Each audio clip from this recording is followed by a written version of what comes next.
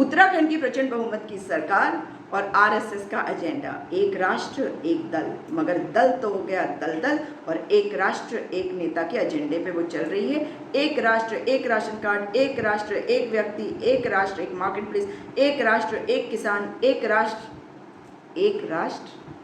एक electronic market place, government electronic market place, GeM रत्न नहीं, 9 रत्नों को बेचकर इन्होंने खोला है जेम, जो है अब भ्रष्टाचार का एक माध्यम। कैसे?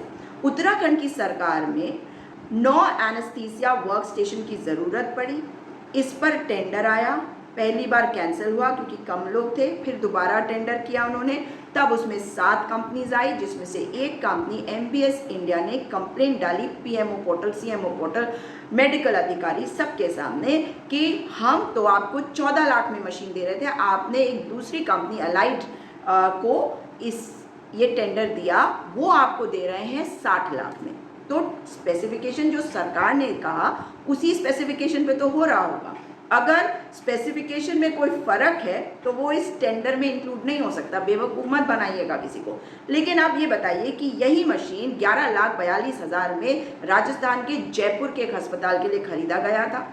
ओपन मार्केट में 12 से 16 लाख में जो मशीन बिक रही है, उस मशीन को सरकारी तंत्र उत्तराखंड का खरीदेगा क्या? 60 लाख में। जी यही है अमाउंट। 60 लाख की 9 मशीनें खरीदी जा रही हैं और अलाइड जो है इसको पहले ही 11,42,000 में सप्लाई कर चुका है। तो मुख्यमंत्री जी आपको बताना पड़ेगा, आपके स्वास्थ्य मंत्री को बताना पड़ेगा कि ये जो आरोप लगाए जा रहे हैं, इसमें जो कंप्लेंट्स है उस पर आपने अब तक क्या कार्रवाई करी।